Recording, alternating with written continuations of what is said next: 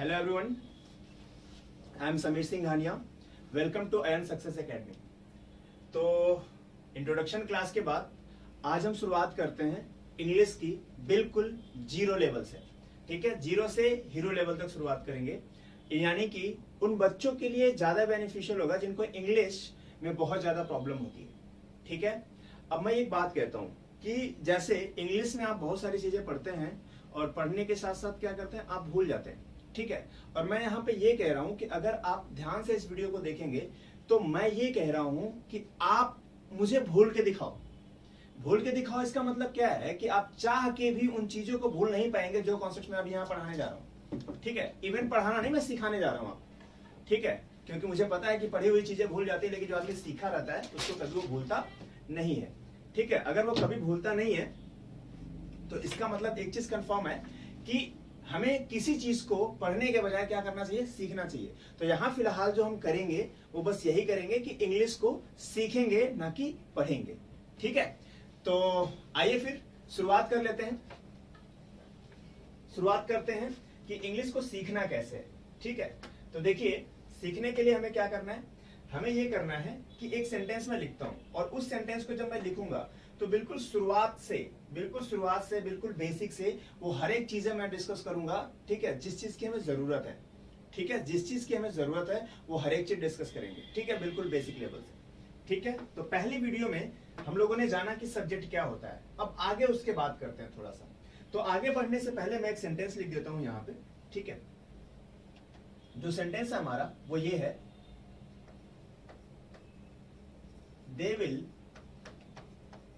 they will go home. They will go home when it will be dark enough. ठीक है, ये एक sentence है और ये मैंने लास्ट में एक साइन बना दिया, फुल स्टॉप। ठीक है, अब यहां पे मेरा क्वेश्चन है आपसे ये। ठीक है, बहुत सिंपल सा क्वेश्चन है। ठीक है, कि ये जो सेंटेंस लिखा गया है, ये जो सेंटेंस मैंने लिखा है, इस सेंटेंस में ये जो सेंटेंस है वो एक है या दो है। तो इसको समझने से पहले, ठीक है, एक बार मैं कुछ चीजें आपको क्लियर कर दूं यहां से, ताकि और आप बेहतर से समझ पाए चीजों को। देखिए यहाँ पे जो दे है ये क्या है, सब्जेक्ट। ठीक है, ये क्या है, सब्जेक्ट है। दूसरा देखिए यहाँ पे जो विल गो होम है ये हमारा क्या है, प्रेडिकेट है। ठीक है, ये हो गया प्रेडिकेट। यहाँ पे जो वेन लिखा गया है ये हमारा क्या है, कंजंक्शन है। ठीक है, कंजंक्शन। यहाँ पे जो इट है फिर से क्या हो गया, सब्जेक्ट हो गया। और यहाँ पे जो लिखा हुआ है ये फिर से क्या हो गया, हमारा प्रेडिकेट हो गया। ठीक है, तो आई होप कि ये बात आपको समझ में आ पा रही है। अब यहाँ पे मैं आपसे क्वेश्चन पूछता हूँ कि जो सेंटेंस लिखा गया है वो सेंटेंस एक है या सेंटेंस दो है। ठीक है, तो बहुत सारे लोग इसमें कंफ्यूज होंगे कि सर एक सब्जेक्ट यहाँ है, एक सब्जेक्ट यहाँ है, तो ये सेंटेंस हमारा है दो। तो एक्चुअली ये सेंटेंस दो नहीं है। तो क्यों दो नहीं है, जो लोग दो कह रहे हैं वो दो सेंटेंस नहीं है, दो क्लॉज है। क्या है, दो क्लॉज बता रहा हूं मैं। ठीक है, तो समझिए कि जो सेंटेंस है वो दो सेंटेंस नहीं है। ठीक है, वो क्या है, क्लॉज है। तो यहाँ पे जो है इसको हमने बोल दिया क्लॉज। इसमें क्लॉज दो है, सेंटेंस दो नहीं है। तो एक क्लॉज ये हो गई और दूसरी वाली जो क्लॉज हो गई वो ये हो गई। तो यहाँ पे अभी देखिए मैं ये कह रहा हूं कि आप में दम है तो आप भूल के दिखाओ। ठीक है, तो यहाँ पे अभी इसका नाम हमें नहीं पता है कि इसका क्या नाम है, और हमें इसका भी नहीं नाम पता है कि इस क्लॉज को क्या कहते हैं। ठीक है, उसके लिए हमें जानना पड़ेगा कि क्लॉज क्या होता है। ठीक है, कैसे पहचानते हैं। ठीक है, तो यहाँ देखिए क्या है कि क्लॉज वन ये हो गई, क्लॉज टू ये हो गई। ये तब तक हम क्लॉज वन और क्लॉज टू करेंगे जब तक हमें इसका नाम नहीं पता है। नाम जैसे जान जाएंगे वैसे यहाँ पे क्लॉज वन की जगह उस क्लॉज का नाम लिख देंगे। क्लियर है यहाँ तक, आगे आइए। अब मैं ये कह रहा था कि जितने लोगों को लग रहा था कि सेंटेंस दो है वो सेंटेंस एक है, तो कैसे कोई सेंटेंस एक है या दो है हम इसको आइडेंटिफाई करते हैं। तो सबसे पहले देखिए क्या है कि मैं कह रहा हूं कि ये जो सेंटेंस है वो सेंटेंस एक है। कैसे एक है ये जानिए। देखिए होता क्या है कि किसी भी सेंटेंस के लास्ट में ये तीन साइन यूज की जाती है। ठीक है, किसी भी सेंटेंस के लास्ट में ये तीन साइन हम यूज करते हैं। पहला हमारा है फुल स्टॉप, दूसरा हमारा क्वेश्चन मार्क, तीसरा हमारा एक्सक्लेमेशन मार्क। ठीक है, देखिए ये जो हमारा फुल स्टॉप है ये हम यूज कब करते हैं, ये तीनों साइन को हम यूज करते हैं किसी भी सेंटेंस के लास्ट में। तो जहां पे भी ये यूज किए जाएंगे, कहां पे यूज किए जाते हैं? सेंटेंस के लास्ट में। तो देखा जाए तो दे से लेकर के एनफ तक बीच में इनमें से कोई साइन नहीं है। अगर इनमें से कोई साइन नहीं है तो इसका मतलब कि जो सेंटेंस है वो कितना है? एक ही है, क्योंकि लास्ट में साइन यूज किया गया है। तो दे से लेकर के एनफ तक सेंटेंस हमारा कितना हो गया? एक हो गया। तो ये सेंटेंस है हमारा एक। दूसरा, ये हम यूज कब कब करते हैं? तो देखिए ये जो फुल स्टॉप है, ठीक है, फुल स्टॉप हम तब यूज करते हैं जब हमने नॉर्मल मैसेज कन्वे किया, ठीक है, तो हमने यूज को यूज कर लिया। दूसरा, क्वेश्चन मार्क हम कब यूज करते हैं? तो क्वेश्चन मार्क हम तब यूज करते हैं जब हमें किसी से कुछ पूछना होता है, ठीक है, जैसे तुम कहां रहते हो, तुम्हारा क्या नाम है, तो हमके लास्ट में हमें ये यूज करना पड़ेगा, क्वेश्चन मार्क। और तीसरा, एक्सक्लेमेटरी मार्क, एक्सक्लेमेशन मार्क जो हम यूज करते हैं वो हम तब यूज करते हैं जब हमें किसी चीज की एक्सपेक्टेशन ना हो और वो हो जाए, तो हमें क्या यूज करना पड़ता है? Exclamatory mark, exclamation mark. अब एक बात समझिए, एग्जाम्पल, जैसे मान लेते हैं आपकी गर्लफ्रेंड आपके दोस्त के साथ चली गई, है ना, तो ये क्या था? ये एक्सपेक्टेड था क्या? नहीं था। अब नहीं था तो वही क्या हो जाएगा? सडन। सडन यानी कोई भी चीज जो आपको एक्सपेक्टेड ना हो, एक्सपेक्टेड ना हो और वही हो जाए, तो उसको हम क्या बोलेंगे? उसको हम क्या बोलेंगे? एक्सक्लेमेशन मार्क बोलेंगे। और उसके लिए हमें यही वाली साइन यूज करनी पड़ेगी। क्या ये बात समझ आ रही है आप लोगों को? ठीक है, तो और थोड़ा सा आगे चलते हैं, ठीक है, थोड़ा सा और आगे चलते हैं और इसको ध्यान से देखते हैं। सबसे पहले हमने बात किसकी करनी है? हमें एक एक चीज सीखना है, बिल्कुल एक एक चीज सीखना है, ठीक है। एक एक चीज सीखना यह है कि सबसे पहले हमें सीखना पड़ेगा क्या? सब्जेक्ट क्या होता है, प्रेडिकेट क्या होता है, कंजंक्शन क्या होता है, क्लॉज क्या होता है, और इसके बाद ये पूरा का पूरा जो है, ये पूरा का पूरा ना एक सेंटेंस है। क्या है? ये पूरा का पूरा एक सेंटेंस है। तो हमें ये भी जानना पड़ेगा कि सेंटेंस क्या होता है, यानी पूरा का पूरा बेसिक, पूरा का पूरा जो बेसिक है वो सिर्फ इस एक एग्जांपल के हेल्प से हम समझ पाएंगे। यहां तक क्लियर है? अब यहां तक क्लियर है तो ये जो सेंटेंस लिखा गया है, they will go home when it will be dark enough, ये सेंटेंस सही है या गलत है? तो कुछ लोगों को तो इसका आंसर पता होगा, लेकिन कुछ लोग ऐसे भी होंगे जिनको ये समझ ही नहीं आ रहा होगा कि ये सेंटेंस कहना क्या चाह रहा है, ठीक है। तो एक दोस्त, मेरे दोस्त, मैं एक बात बता दूं आपको कि अगर ये सेंटेंस इस टाइप का दिख रहा है, ठीक है, और आपको समझ में नहीं आ पा रहा है कि ये सेंटेंस सही लिखा है कि गलत लिखा हुआ है, तो आप एक काम करना, जब तक ये वीडियो खत्म नहीं हो जाती है, जब तक ये कॉन्सेप्ट खत्म नहीं हो जाता है, तब तक आप मेरे साथ बने रहना। मैं 201% श्योर करता हूं आपको कि इस टाइप के क्वेश्चन का आंसर आप विद इन 10 सेकेंड कर पाएंगे। विद इन 10 सेकेंड इस टाइप का जितना बड़ा क्वेश्चन होगा, आप आंसर आसानी से कर ले जाएंगे। समझ में आ रही ना बात मेरी? चलिए फिर आगे आते हैं, ठीक है। अब आगे आते हैं तो सबसे पहले हमें सीखना है किसके बारे में? सब्जेक्ट के बारे में। तो सबसे पहले अगर हम सब्जेक्ट की बात करते हैं तो जो सब्जेक्ट होता है, सब्जेक्ट, ठीक है, सब्जेक्ट जैसा कि हम लोगों ने कल ही पढ़ा था, ठीक है, क्या पढ़ा था इसके बारे में? What we talk about, what we talk about, what we talk about, इसका मतलब जिसके बारे में हम बात करते हैं वही हमारा क्या होता है? सब्जेक्ट होता है। जो लोग यहां पे इनको समझ में ये नहीं आ रहा होगा कि सर ये क्यों बता रहे हैं, तो वो लोग पिछली वीडियो जरूर देख लीजिएगा, ताकि वहां से आपका कॉन्सेप्ट जो है वो क्लियर हो जाए कि मैं सब्जेक्ट को व्हाट वी टॉक अबाउट क्यों कह रहा हूं। यानी जिसके बारे में हम बात करते हैं वही हमारा क्या होता है? सब्जेक्ट होता है। अगला हमारा सब्जेक्ट क्लियर होते ही हमारा क्या है? प्रेडिकेट है। तो उसके बारे में भी थोड़ा सा जान लेते हैं। प्रेडिकेट, ठीक है, तो ये जो प्रेडिकेट होता है, प्रेडिकेट हमारा होता है what is told, what is told about the subject, what is told about the subject, यानी क्या है कि सब्जेक्ट के बारे में जो कुछ भी हम बोलेंगे, जो कुछ भी हम बोलते हैं, वो सब हमारा क्या होता है? प्रेडिकेट होता है। तो देखिए सब्जेक्ट क्या हुआ? जिसके बारे में हम बात करते हैं वो हमारा क्या हो गया? सब्जेक्ट। और जिसके बारे में जो कुछ भी हम बोलते हैं वही हमारा क्या है? प्रेडिकेट होता है, ठीक है। यानी सब्जेक्ट के बारे में जो कुछ भी कहा जाए वही हमारा क्या है? प्रेडिकेट है, और ये हमारा क्या है? सब्जेक्ट है। क्लियर हुआ? अब एक चीज और ध्यान रखिएगा कि हर एक प्रेडिकेट में, ध्यान से, हर एक प्रेडिकेट में एक मेन वर्ब कंपलसरी है। यानी अगर प्रेडिकेट में मेन वर्ब नहीं है तो प्रेडिकेट भी नहीं होगा। समझ में आ गई बात? तो हर एक प्रेडिकेट में एक मेन वर्ब कंपलसरी होता है। तो यहां आइए देखते हैं इसमें मेन वर्ब कौन सा है। तो यहां देखिए जो लिखा हुआ है ना, गो, ये जो गो लिखा हुआ है ये हमारी क्या है? मेन वर्ब है। क्या है? गो मेन वर्ब है। और यहाँ पे जो बी लिखा हुआ है, बी, ये भी हमारा क्या है? मेन वर्ब है। क्यों? क्योंकि जो विल है ये हमारा क्या है? मॉडल है और मॉडल के बाद हमेशा हम वर्ब के फर्स्ट फॉर्म यूज करते हैं। ठीक है, क्लियर हो गई, समझ में आ गई बात। तो हर एक प्रेडिकेट में एक मेन वर्ब क्या होता है, कंपलसरी होता है, मेन वर्ब आएगा ही आएगा। क्या यहां तक ये बात समझ में आ रही है? आई होप अब मुझे पता है कि आप इसको भूल भी नहीं सकते हो। ठीक है, चलिए अब हमारा अगला क्या है, अगला जो है वो है हमारा कंजंक्शन। तो देखते हैं एक बार कंजंक्शन को भी क्या होता है, कैसे पहचानते हैं। ठीक है, तो चलिए आइए देखते हैं कंजंक्शन में। ठीक है, तो कंजंक्शन देखिए क्या होता है कंजंक्शन। तो जो हमारा कंजंक्शन है, ठीक है, जो हमारा कंजंक्शन है, ठीक है, ये कलर विजिबल है कि नहीं है? चलिए कंजंक्शन, तो जो कंजंक्शन है, ठीक है, ये देखिए क्या होता है conjunction. It is joining,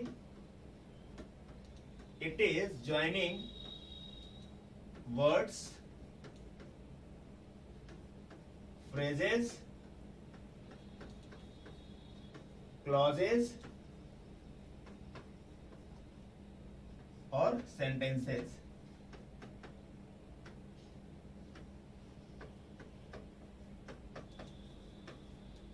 sentences, ठीक है, यानी एक चीज हम ये कह सकते हैं कि जो जोड़ने का सारा ठेका है वो किसके पास है, वो हमारा सारा कंजंक्शन के पास होता है। यानी कि कंजंक्शन एक ऐसा शब्द है, कंजंक्शन एक ऐसा शब्द है, ठीक है, जो जोड़ने का काम करता है। क्या काम करता है? जोड़ने का काम करता है। और किसको किसको जोड़ता है?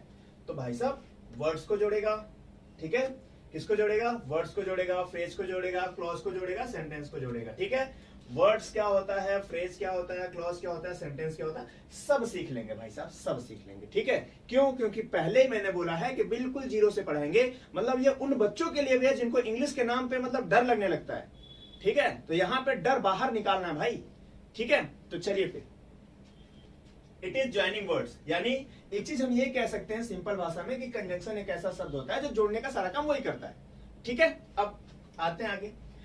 तो कंजंक्शन कितने प्रकार का होता है थोड़ा सा ये भी जान लेते हैं। ठीक है, तो कंजंक्शन कितने प्रकार का होता है वो देखते हैं कि टाइप्स ऑफ कंजंक्शन में क्या क्या है, कंजंक्शन कितने प्रकार का होता है।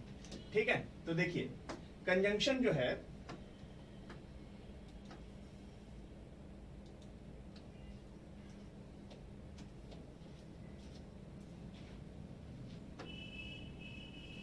एक जो हमारा होता है कंजंक्शन, टाइप ऑफ कंजंक्शन में एक जो हमारा कंजंक्शन होता है वो हमारा होता है कोऑर्डिनेट। क्या होता है? कोऑर्डिनेट।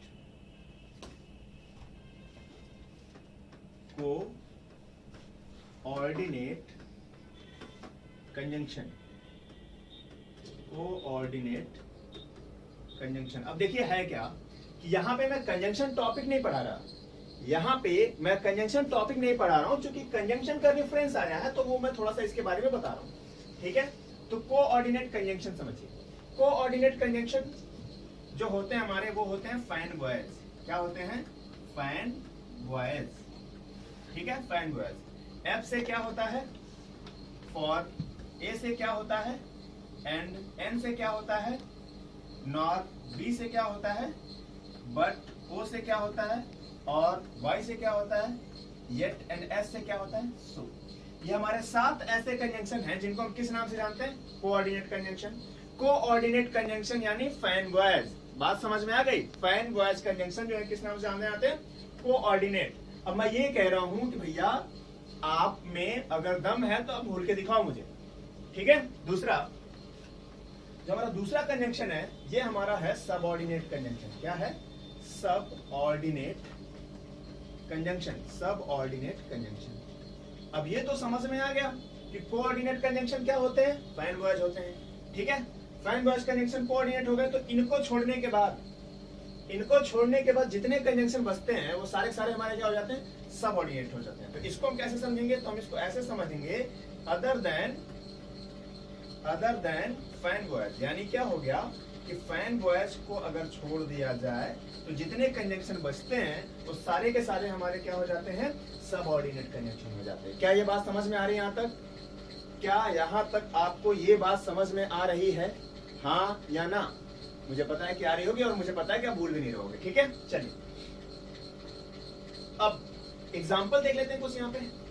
जब हम एग्जाम्पल देखते हैं तो यहाँ पे क्या लिखा हुआ, अदर देन फ्रेंड वर्ड ना, तो हम यहाँ पे लिख सकते हैं क्या, आफ्टर, क्योंकि कंजंक्शन होता है आफ्टर। दूसरा बिफोर, ठीक है, until, unless, because, ये सारे हमारे क्या है, कंजंक्शन है। और सारे कौन से कंजंक्शन है, सारे के सारे जो कंजंक्शन है वो किस नाम जाने जाते हैं, सबऑर्डिनेट कंजंक्शन। तो सबऑर्डिनेट और कोऑर्डिनेट कंजंक्शन तो आपको क्लियर हो ही रहा है। अगला देखिए कि कुछ WH वर्ड्स भी होते हैं। WH वर्ड्स क्या होते हैं भाई, तो भैया WH वर्ड्स वो होते हैं जो हम क्वेश्चन पूछने के लिए वर्ड्स यूज करते हैं ना, उन्हीं को हम या तो क्वेश्चन वर्ड बोल लें या तो WH वर्ड बोल लें। WH का मतलब जो वर्ड WH से शुरू होते हैं उन्हीं को हम क्या बोलते हैं, क्वेश्चन वर्ड भी बोल रहे हैं और WH वर्ड भी बोल रहे हैं, ठीक है। एग्जाम्पल देख लीजिए इसका भी, तो हम यहाँ पे लिख सकते हैं, ये हमारा होगा व्हेन, व्हाई, हाउ, ठीक है। ये हमारे क्या है, ये हमारे कंजंक्शन है। अब ये सारे जो कंजंक्शन जितने WH वाले वर्ड जो वर्ड्स हैं, ये जो कंजंक्शन है वो कौन से कंजंक्शन होंगे, सबऑर्डिनेट। बात समझ में आ गई। अब एक छोटी सी बात मेरा पूछने का मन कर रहा, अंदर से प्रबल जिज्ञासा है, तो जिज्ञासा है तो मैं पूछना चाह रहा था कि यहाँ पे जो हम कंजंक्शन यूज कर रहे हैं व्हेन, ये जो कंजंक्शन हमने व्हेन यूज किया है, ये कौन सा कंजंक्शन है, कोऑर्डिनेट कंजंक्शन है या सबऑर्डिनेट कंजंक्शन है। तो मेरे लाल, मुझे पता है कि आपका तुरंत आंसर आएगा कि सर यहाँ पे व्हेन अभी आपने बताया है कि व्हेन जो है वो कौन सा कंजंक्शन है, सबऑर्डिनेट कंजंक्शन है। तो यहाँ पे जो व्हेन लिखा है ये कौन सा कंजंक्शन हो गया, सबऑर्डिनेट कंजंक्शन हो गया, ठीक है। क्या हो गया, सबऑर्डिनेट कंजंक्शन। इतनी बात तो समझ में आ गई ना कि ये सबऑर्डिनेट कंजंक्शन हो गया, क्लियर है। तो हमने क्या क्या सीखा, हमने सीखा सब्जेक्ट क्या होता है, प्रेडिकेट क्या होता है, कंजंक्शन को पहचानते कैसे हैं, इतनी बात समझ में आ गई। अब आगे आ जाइए, अब अगला हमारा क्या आता है, क्लॉज, ठीक है। तो चलिए थोड़ा सा क्लॉज को भी समझ लेते हैं। देखिए, तो क्लॉज को समझने के लिए हमें क्या करना पड़ेगा कि सबसे पहले जानिए कि क्लॉज होता क्या है और क्लॉज होता क्या है, उसके बाद जो हम एक एक चीज करके समझेंगे कि क्लॉज का नाम कैसे रखेंगे, पहचानेंगे कैसे। तो देखिए क्या है, आइए क्लॉज में। तो जो क्लॉज होता है, क्लॉज सबसे पहले जानिए कि क्लॉज होता क्या है। एक एग्जांपल से समझाता हूं। जैसे मान लेते हैं कि ये ए नाम की एक लाइन है, ठीक है, ए नाम की एक लाइन है और हमने ये खींच दिया ए नाम की एक लाइन। अब हमने क्या किया कि इस ए नाम की लाइन को हमने डिवाइड कर दिया, किसमें, बी पार्ट में और सी पार्ट में। ध्यान से समझिएगा, ए नाम की एक लाइन है और हमने क्या कर दिया, उसको बी और सी पार्ट में डिवाइड कर दिया। तो डिवाइड करने के बाद क्या मैं ऐसा बोल सकता हूं क्या कि जो बी है वो ए का पार्ट है, दूसरा ये जो सी है इसको बोल सकता हूं कि ये ए का पार्ट है। तो बिल्कुल बोला जा सकता है। तो वैसे ही देखिए कि दे से लेकर के एनफ तक हमारा एक सेंटेंस है और इस एक सेंटेंस को मैंने क्या किया है, एक क्लॉज ये कर दिया है, दूसरी क्लॉज ये कर दिया है, एक क्लॉज इधर और एक क्लॉज इधर। तो अगर देखा जाए तो पूरा का पूरा दे से लेकर एनफ तक तो एक ही सेंटेंस है। अगर एक सेंटेंस है तो यहाँ पे जो क्लॉज लिखा हुआ है, एक क्लॉज अलग हो गई, दूसरी क्लॉज अलग हो गई। तो इसका मतलब क्या बोल सकते हैं हम कि जो क्लॉज है वो सेंटेंस का एक पार्ट है। बोल सकते हैं कि नहीं बोल सकते हैं, बिल्कुल बोल सकते हैं। क्यों, क्योंकि दे से लेकर एनफ तक सेंटेंस है एक, उसको हमने दो पार्ट में डिवाइड कर दिया, क्लॉज 1 क्लॉज 2 के नाम से। तो जब दो पार्ट में डिवाइड कर दिया तो इसको तो बोल ही सकते हैं ना कि ये वाला सेंटेंस का पार्ट है। समझ में आ रही ना बात। अब तो जो क्लॉज है वो क्या है, क्लॉज है वो क्या है, सेंटेंस का एक पार्ट है। तो डेफिनेशन लिख सकते हैं कि clause is a part of a sentence, ठीक है। clause is a part of a sentence, ठीक है, यानी सेंटेंस का क्या है, एक पार्ट है। clause is a part of a sentence, ठीक है। अब यहां से ये तो समझ में आ गया, चलो ठीक है, clause जो है वो सेंटेंस का पार्ट है। अब बात ये भी समझते हैं, थोड़ा सा और क्लियर हो जाएगा। अब having, clause is a part of a sentence having its own subject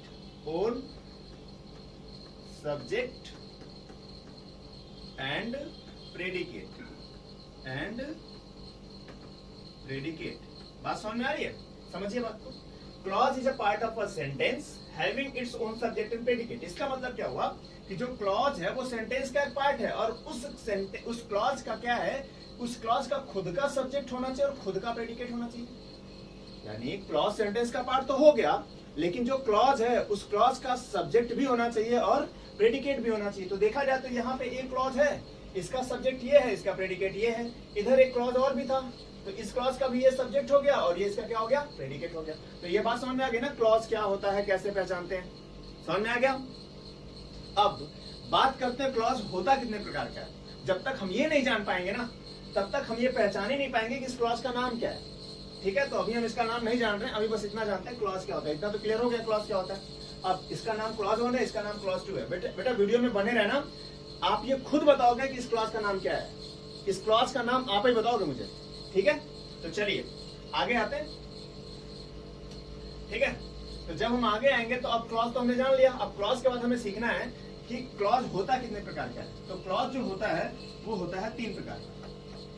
clause जो होता है वो 3 प्रकार का। पहला कौन सा होता है, पहला होता है प्रिंसिपल क्लॉज, प्रिंसिपल क्लॉज, ठीक है, प्रिंसिपल क्लॉज। दूसरा हमारा होता है कोऑर्डिनेटिंग क्लॉज, कोऑर्डिनेटिंग क्लॉज, ठीक है। और एक और हमारा होता है सब ऑर्डिनेटिंग क्लॉज, सब ऑर्डिनेटिंग क्लॉज, ठीक है। अब एक एक चीज को पहचानते हैं। तो देखिए प्रिंसिपल क्लॉज को कैसे पहचानते हैं, ठीक है। तो इसको पहचानने का तरीका होता है it comes without conjunction, it comes without conjunction. अब बात यह है कि विदाउट कंजंक्शन हमको कैसे पता चलेगा किसी सेंटेंस में कि जो सेंटेंस लिखा गया है उसमें कौन से वाला में कंजंक्शन आया है और कौन से वाले में कंजंक्शन नहीं आया है। ध्यान से सुनिएगा, मैं ये कह रहा हूं कि मैं कैसे पहचानूंगा या हम लोग कैसे पहचानेंगे कि जो मेन क्लॉज, मतलब मेन क्लॉज कैसे है, किसके साथ कंजंक्शन आया है तो किसके साथ कंजंक्शन नहीं आया है। तो वही सीखना है हमें, ठीक है। मैंने आपको बेसिक से वादा किया है, तो बेसिक मुझे याद है, मैं भूलूंगा नहीं। देखिए क्या है, अब मैं यहाँ थोड़ा सा बोर्ड को ना साफ कर देता हूं ताकि और आप लोगों को क्लियर है। तो देखिए ये इसको यहां से मैं हटा देता हूं जो मैंने फालतू लिख रखे हैं, ठीक है।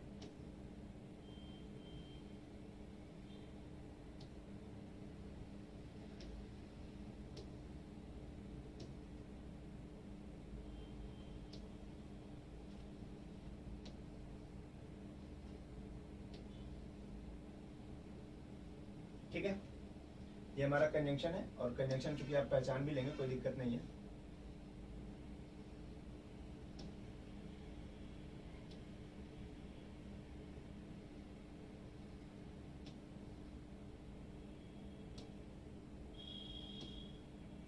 ठीक है, अब आइए समझते हैं।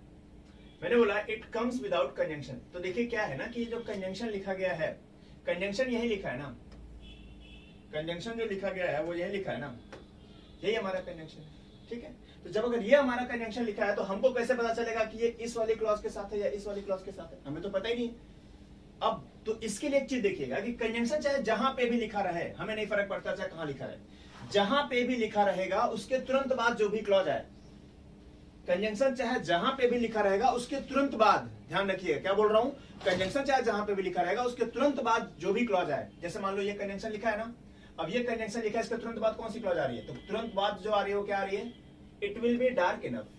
तो जो कंजंक्शन के तुरंत बाद वाली क्लॉज जो भी आएगी वो कंजंक्शन उसी के साथ मान लिया जाता है। यानी ये कंजंक्शन के तुरंत बाद आया it will be dark enough, तो ये कंजंक्शन इसके साथ हो गया। तो जब अगर ये वाला कंजंक्शन इसके साथ हो गया तो ये जो क्लॉज हुई वो कंजंक्शन के साथ हुई या बिना कंजंक्शन के हुई, तो बिना कंजंक्शन के हुई। तो जो बिना कंजंक्शन के आएगा उसी को हम किस नाम से जानते हैं, मेन क्लॉज के नाम से जानते हैं। तो देखिए क्या कह रहा है, मेन क्लॉज, प्रिंसिपल क्लॉज, और इसी प्रिंसिपल क्लॉज को एक और नाम से जानते हैं, उन्हें हम क्या बोलते हैं, मेन क्लॉज। तो चाहे तो आप इसको प्रिंसिपल क्लॉज बोल लीजिए, चाहे तो आप मेन क्लॉज बोल लीजिए, दोनों बातें एक ही है। तो कंजंक्शन किसके साथ है, it will be dark enough के साथ। क्यों, क्योंकि कंजंक्शन के तुरंत बाद जो भी क्लॉज आएगी उसी को हम कंजंक्शन के साथ मानते हैं। तो कंजंक्शन के साथ ये वाला हो गया, ये बिना कंजंक्शन के हो गया, तो बिना कंजंक्शन को हो गया, तो जिसका नाम हमने क्या रखा था, क्लॉज 1, उसका नाम हम क्या कर देते हैं, मेन क्लॉज। क्यों, क्योंकि बिना कंजंक्शन के आया है। अगला देखिए सबऑर्डिनेटिंग क्लॉज को कैसे पहचानते हैं। तो ये होता है it comes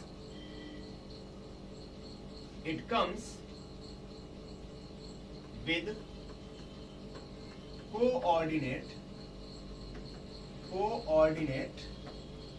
conjunction, it comes with coordinate conjunction. ठीक है, क्लियर है। दूसरा देखिए सबऑर्डिनेटिंग क्लॉज। ये जो सबऑर्डिनेटिंग क्लॉज है ये है क्या? It comes with subordinating conjunction, subordinate conjunction. ठीक है। प्रिंसिपल क्लॉज, प्रिंसिपल क्लॉज क्या होता है? जो बिना कंजंक्शन के आए। कोऑर्डिनेटिंग क्लॉज क्या होता है? जिसके साथ कौन सा कंजंक्शन आए? कोऑर्डिनेट कंजंक्शन आए। तो कोऑर्डिनेट कंजंक्शन आएगा तो भी क्या हो जाएगा? Coordinating clause. अभी हमारा क्या है? Subordinating clause. सबऑर्डिनेटिंग क्लॉज क्या होगा? इसके साथ सबऑर्डिनेट कंजंक्शन आना चाहिए। बात समझ में आ गई? अब यहाँ पे है ना, ये जो कंजंक्शन है अभी मैंने बताया था कौन सा कंजंक्शन है? जी हाँ, बिल्कुल कोऑर्डिनेट ही बोल रहे हो आप। ठीक है, तो ये क्या हो गया? कोऑर्डिनेट कंजंक्शन है। अब अगर ये कोऑर्डिनेट कंजंक्शन है तो इसी के साथ माना जाएगा ना। तो ये हो गया इसके साथ, अगर ये इसके साथ हो गया तो जैसी बात है, ये क्लॉज कौन सी हो जाएगी? देखिए कोऑर्डिनेटिंग क्लॉज हो जाएगी। क्यों कोऑर्डिनेटिंग होगी? क्योंकि कंजंक्शन कौन सा है? सबऑर्डिनेट। तो ये कंजंक्शन जो लिखा गया है वो क्या है? सबऑर्डिनेट ही है। और सबऑर्डिनेट है तो ये जो क्लॉज 2 लिखा है ना, इस क्लॉज 2 का नाम होगा, क्या नाम होगा? इसका नाम होगा सबऑर्डिनेटिंग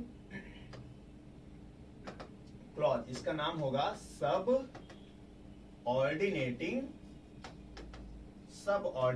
क्लॉज। क्या यहां तक ये बात पूरी समझ में आ गई कि नहीं? हाँ या ना? यहां तक ये पूरी बात समझ में आ गई? क्लॉज क्या होता है, किसी क्लॉज को कैसे पहचानते हैं, कंजंक्शन क्या होता है, उस कंजंक्शन को कैसे पहचानते हैं, सब्जेक्ट क्या होता है, प्रेडिकेट क्या होता है, ये बिल्कुल बेसिक बातें क्लियर हो रखी है यहां तक। ठीक है। अब चूंकि लास्ट में एक चीज बच गई है, वो क्या बच गया है? सेंटेंस बच गया है। क्या बच गया है? सेंटेंस बच गया है। तो अगर सेंटेंस बच गया है तो हमें इसको भी जानना है। क्यों? क्योंकि मैंने आपसे वादा किया है कि मैं 0 से पढ़ाऊंगा। तो सेंटेंस को भी जानिए कि सेंटेंस है क्या।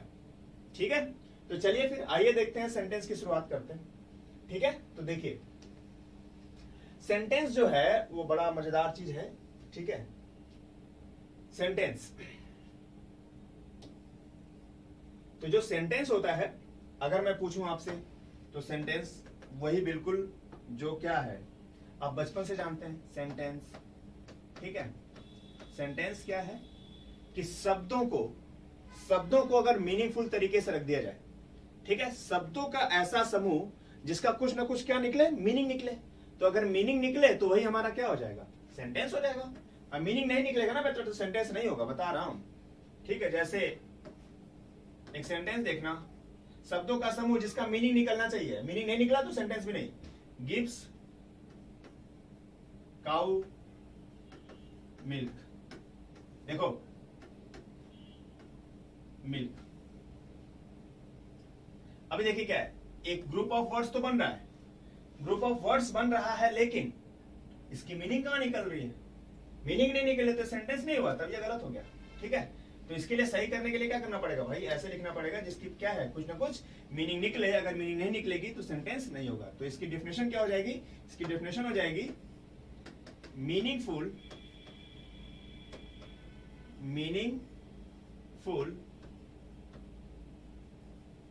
अरेंजमेंट्स ऑफ वर्ड्स, यानी शब्दों का एक ऐसा समूह जिसका कुछ ना कुछ क्या हो? मीनिंग निकले। अगर मीनिंग निकलेगी तभी क्या होगा? वो सेंटेंस होगा, अदरवाइज सेंटेंस नहीं होगा।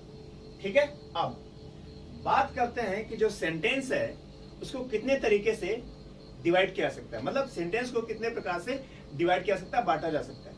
ठीक है, तो सेंटेंस को कितने तरीके से डिवाइड किया सकता है, उस सेंटेंस को डिवाइड करने का हमारे पास तरीका